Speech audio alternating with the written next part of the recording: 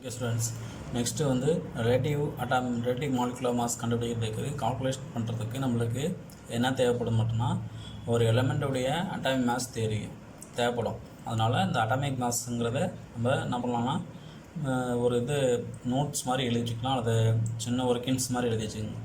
இப்போ gram atomic mass of ஹைட்ரஜனுங்கிறது 1, கார்பன்னா 12, nitrogen 14, oxygen 16, sodium Na23, magnesium Mg24, sulfur 32, chlorine 35.5.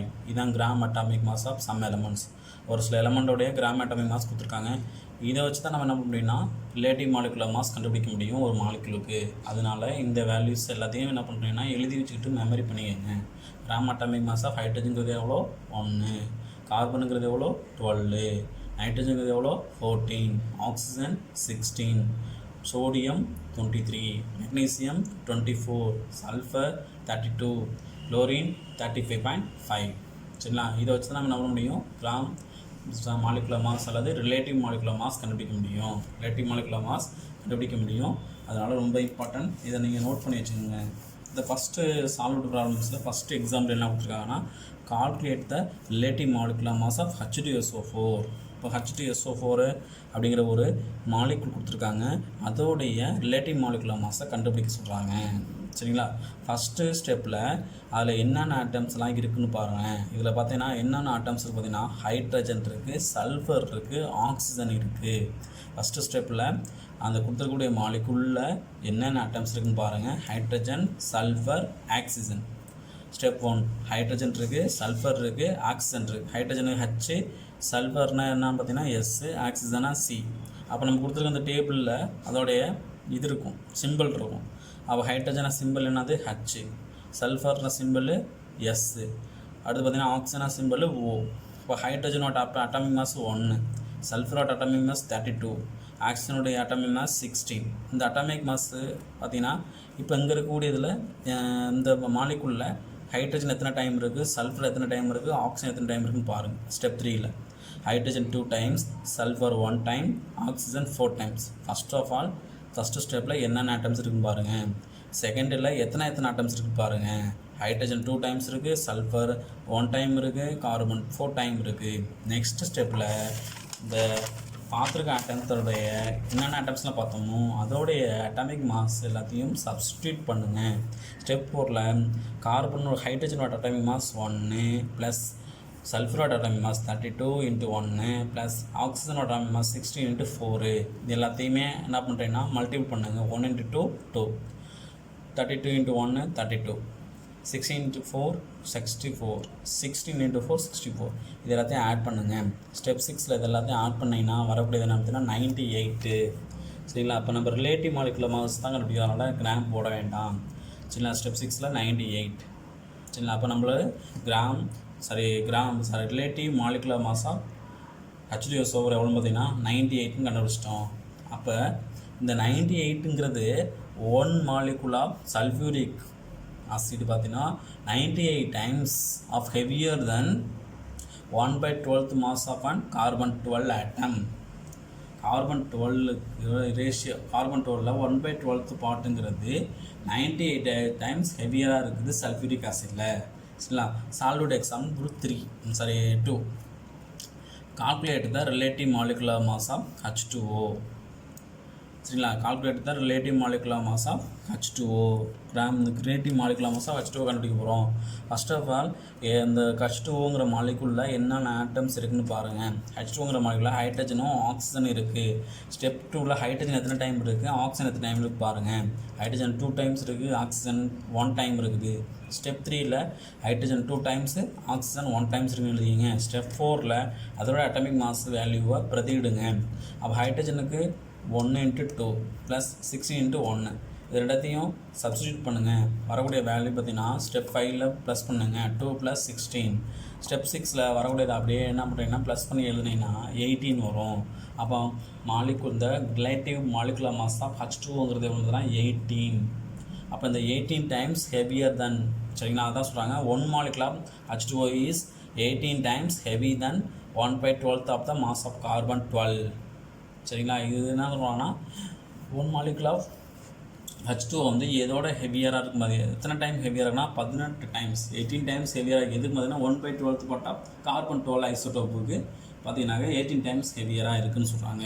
சரிங்களா, இது வரைக்கும் நம்ம பார்த்தது என்ன பார்த்தீங்கன்னா மாலிகுல்னா என்னென்னு பார்த்தோம், அதோடைய கிளாசிஃபிகேஷன் பார்த்தோம், அட்டாமிசிட்டி என்னென்னு பார்த்தோம், அட்டாமிசிட்டி பேஸ் பண்ணி என்னென்ன மாலிகுல்ஸ் டைப்ஸ் பார்த்தோம். அடுத்து பார்த்தீங்கன்னாக்க ரிலேட்டிவ் மாலிகுலர் மாஸ்னா டெஃபினேஷன் பார்த்தோம். ரிலேட்டிவ் மாலிகுலர் மாஸை பேஸ் பண்ணி 2 சால்வ்டு ப்ராப்ளம்ஸ் பார்த்துருக்கோம். இதுக்கு அடுத்து நம்ம பார்க்கக்கூடியது என்ன பார்த்தீங்கன்னா difference between atoms and molecules. Difference between atoms and molecules. இந்த லெசனை நம்ம பார்க்குறதே இந்த லெசனோட நேமே என்னது ஆட்டம்ஸ் அண்ட் மாலிகுல்ஸ் தான். அப்போ ஆட்டம்ஸுக்கும் மாலிகுலுடைய டிஃப்ரென்ஸ் பார்க்கணும். Difference between atoms and molecules. Okay, listen students. First serial number 1 atoms and molecules. நம்ம எப்படி டிஃப்ரென்ஸ்னாவே நம்ம ஒரு பாக்ஸ் தான் வரும், உங்களுக்கு தெரியும். ஃபஸ்ட்டு டிஃப்ரெண்ட் என்னென்னா atom is the smallest particle of an element. ஒரு எலமெண்ட்டோடைய ஸ்மாலஸ்ட் பார்ட்டிகிள் தான் ஆட்டம் சொல்கிறாங்க. Atom is the smallest particle of an element. A molecule is the smallest particle of element or compound.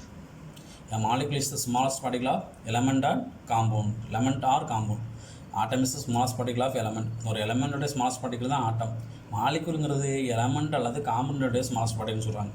Second என்னென்னா atoms does not exist in free state except in a noble gas. Atoms does not exist in a free state. Atoms எப்பொழுதுமே எக்ஸிஸ்டாக இருக்காது, free ஸ்டேட்டில் இருக்காது, தனித்தனியாக இருக்காது. சரி, atoms does not exist in a free state except in a noble gas. Nobel கேஸை தவிர atoms எல்லாமே பார்த்தீங்கன்னாக்கா ஃப்ரீ நாட் எக்ஸிஸ்ட், சரி, தனித்த நிலையில் காணப்படும் சொல்கிறாங்க. சரிங்களா, molecules exist in free state. Molecules வந்து பார்த்தீங்கன்னா ஃப்ரீ ஸ்டேட்டில் இருக்கும். நோபல் கேஸ் தவிர பாக்கி எல்லா அணுக்களும் தனித்த நிலையில் இருக்கும். மாலிகுல் வந்து தனித்து காணப்படாது. Atoms are highly reactive. ஆட்டம்ங்கிறது பார்த்திங்கன்னா ஹைலி ரியாக்டிவாக இருக்கும். Molecules are less reactive. Molecules வந்து லெஸ் ரியாக்டிவாக இருக்கும். Atoms does not have a chemical bond. ஆட்டம்ஸில் கெமிக்கல் பாண்ட் இருக்காது. Molecules are held chemical bonds. ஆட்டம்ஸில் கெமிக்கல் பாண்ட் இருக்காது, மாலிகுல்ஸில் கெமிக்கல் பாண்ட் இருக்கும். இதுதான் difference between atoms and molecules. First and atoms smallest particle of element. மாலிகுலுங்கிறது smallest particle of element or compound. இது atoms does not exist in a free state. Molecule exist in a free state. இது atoms are highly reactive, molecules are less reactive. Atoms does not a chemical bond. அதில் வந்து chemical bond இருக்காது. Molecules are held chemical bonds. Molecules form ஆகிறது எப்படி உருவாகுது? Chemical powers of attraction. அங்கே chemical powers of attraction சொல்லும்போது அது chemical bond. Chemical பாண்டுனால தான் மாலிகுல் உருவாகுது. சரிங்களா, இதுதான் difference between atoms and molecules. Okay, next நம்ம டிஸ்கஸ் பண்ண போகிற டாபிக் என்னன்னு பார்த்தீங்கன்னா மோல் கான்செப்ட். சரிங்களா, மோல் கான்செப்ட். சரி, எங்க சார் இந்த மோல் கான்செப்ட் நம்ம யூஸ் பண்ண போகிறோம்னு பார்த்தீங்கன்னா atoms and molecules measured in the atomic mass unit.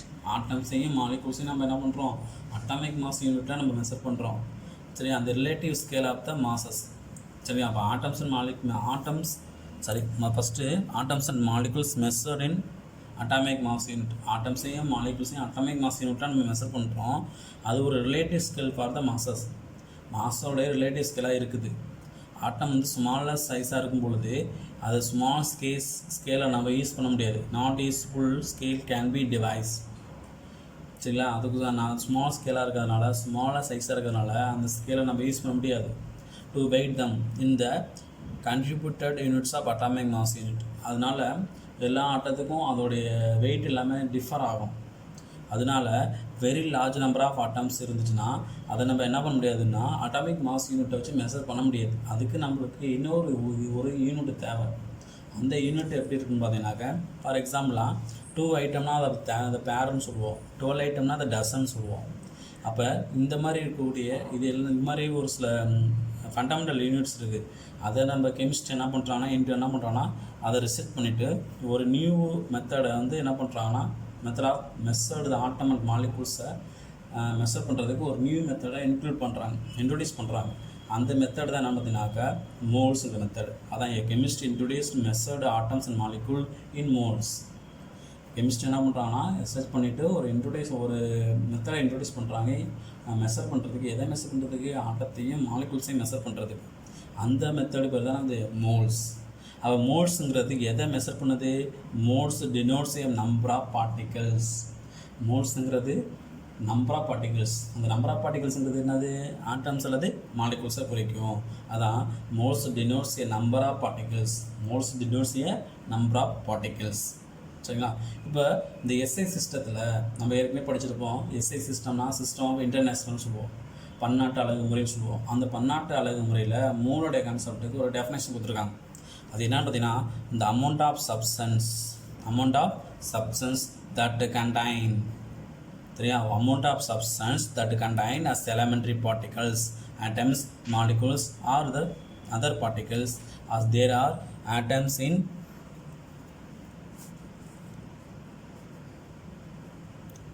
amount of substance that contain as elementary particles such as atoms, molecules of other particles, and there are atoms in exactly 12 gram of carbon 12 atoms. சரிங்களா?